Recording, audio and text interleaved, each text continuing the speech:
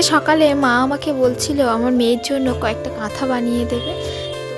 তো তোমরা দেখতেই পাচ্ছ আমার মা কাঁথা বসিয়ে দিয়েছে, আর অন্যদিকে আমার মেয়ে ঘুম থেকে উঠে পড়েছে। আর ও ঘুম থেকে উঠলেই এত কান্না করে যে আমি সামলাতে পারি না, তাই আমার মা ওকে কোলে নিয়েছে। আমার মামামের ঘুম ভাঙলে না ওকে 1 ঘন্টা কোলে নিয়ে বসে থাকতে হয়, তারপর ও শান্ত হয়।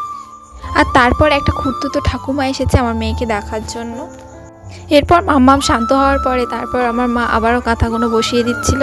হ্যাঁ, যদিও আমাকেই সেলাইগুলো করতে হবে, আর সেলাইগুলো না আমি হাতে করব না, কারণ মেশিনে তুলে 2-4টে করে সেলাই দিলেই হয়ে যাবে। সেলাইগুলো না বেশি ঘন করতে পারবো না, কারণ আমার মেয়ে হওয়ার পর থেকেই আমার পিঠে ও ঘাড়ে প্রচণ্ড ব্যথা হয়ে যায় কোনো কাজ করলে।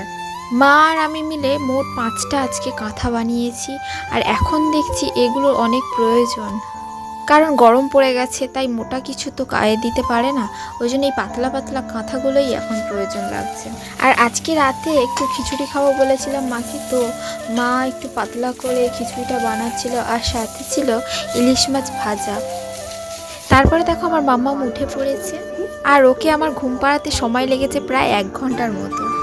আর আজকে সন্ধ্যে থেকে ও এত ঘুমাচ্ছে যে সারা রাত আর ঘুমাতে দেবে না। ও কিন্তু প্রতিদিন এটাই করে চলছে, যে সন্ধ্যে থেকে ঘুমিয়ে নেবে আর রাতভর সবাইকে জাগিয়ে রেখে দেবে। আর ওকে ঘুম পাড়াতে প্রতিদিন রাতে আমাকে ঠান্ডা খাবারই খেতে হয়। আর আজকেও খিচুড়ি হয়েছে, সেটাও আমাকে মনে হয় ঠান্ডা খাবারই খেতে হবে। আর মাম্মাম ঘুমিয়ে পড়ার পরেই আমরা সবাই খেয়ে নিয়েছিলাম, বাবা, মা আর আমি।